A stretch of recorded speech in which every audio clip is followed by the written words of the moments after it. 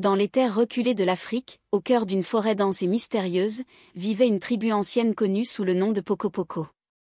Les Pokopoko étaient renommés pour leur connexion profonde avec les esprits des ancêtres, qu'ils croyaient habiter chaque arbre, chaque rocher, et chaque cours d'eau. Les ancêtres parlaient à travers des chants sacrés, des murmures dans le vent et des signes dans la nature. Leur histoire est une saga de survie, de courage, et de la sagesse ancienne transmise à travers les générations.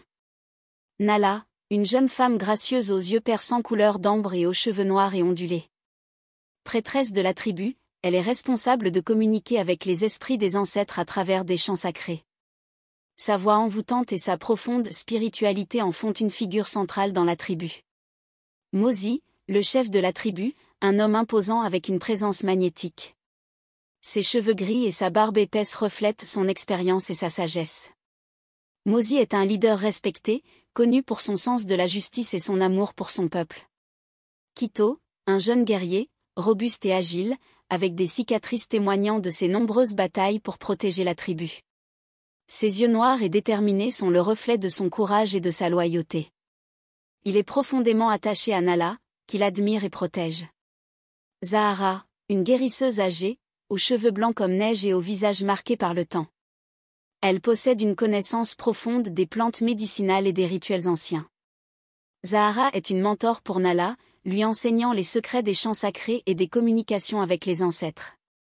Jabari, un enfant curieux et intrépide de 10 ans, aux yeux vifs et aux cheveux courts et crépus.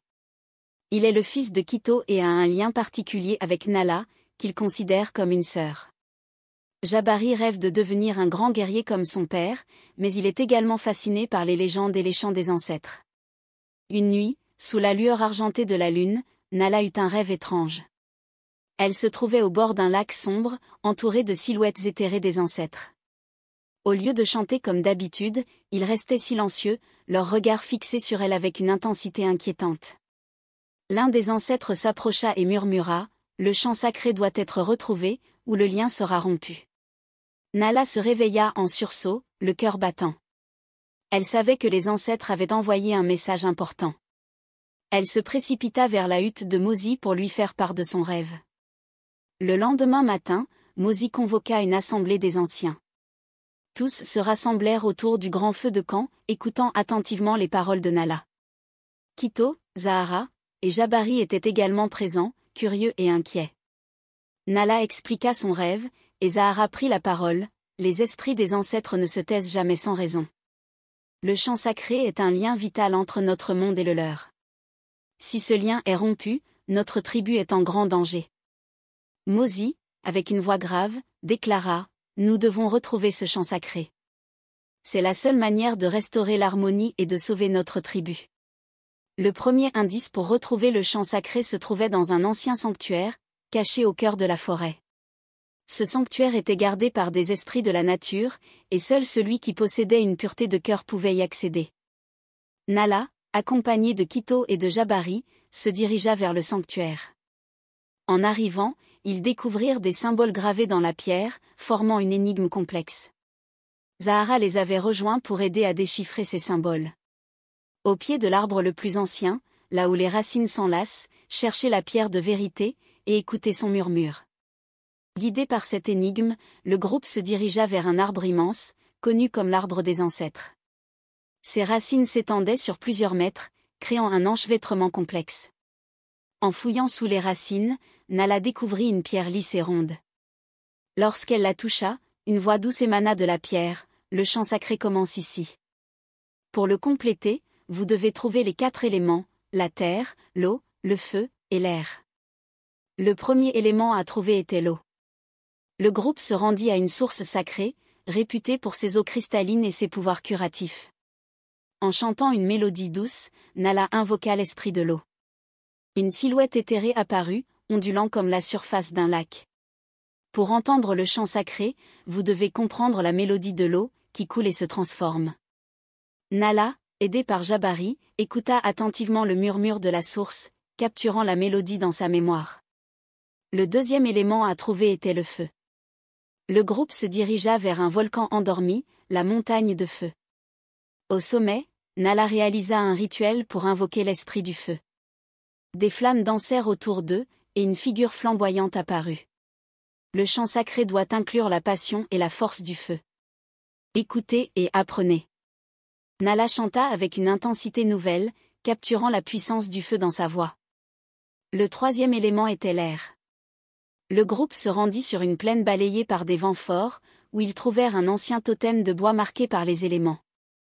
Zahara, avec sa connaissance des rituels, les aida à invoquer l'esprit de l'air. Une brise douce se transforma en un vent puissant, et une voix aérienne résonna, le chant sacré est incomplet sans la légèreté et la liberté du vent. Écoutez les murmures du vent et ajoutez-les à votre mélodie. Nala, avec l'aide de Zahara et de Kito, écouta le chant du vent, l'intégrant dans leur quête. Le dernier élément à trouver était la terre. Le groupe se dirigea vers une plaine fertile, où le sol était riche et nourricier. En réalisant un rituel ancien, ils invoquèrent l'esprit de la terre. Une figure massive et imposante émergea du sol. Le chant sacré doit inclure la force et la stabilité de la terre. Écoutez et apprenez. Nala, avec son esprit ouvert et réceptif, captura les vibrations de la terre dans sa voix. Avec les éléments du chant sacré réunis, Nala, Kito, Zahara et Jabari retournèrent à la tribu. Une grande cérémonie fut organisée, et Nala se prépara à chanter la mélodie sacrée. Mozi, avec sa présence imposante, bénit l'assemblée avant de commencer. Nala chanta, sa voix portée par les éléments de la terre, de l'eau, du feu et de l'air. La mélodie était envoûtante, puissante, et bientôt, les esprits des ancêtres se manifestèrent, enveloppant la tribu de leur protection. Le chant sacré révéla ses secrets, il contenait non seulement un pouvoir immense, mais aussi la sagesse et la guidance des ancêtres. Grâce à ce chant, les catastrophes naturelles cessèrent, les récoltes prospérèrent de nouveau, et la tribu Pokopoko fut sauvée. Nala, Kito, Zahara et Jabari devinrent des héros légendaires. Leur courage et leur détermination avaient sauvé leur tribu et ravivé la sagesse ancestrale. Le chant des ancêtres, désormais connu et chanté, devint un symbole de l'unité et de la résilience de leur peuple. Ainsi, le chant des ancêtres continua de guider la tribu Pokopoko, une mélodie sacrée et éternelle, unissant les vivants et les esprits dans une harmonie parfaite.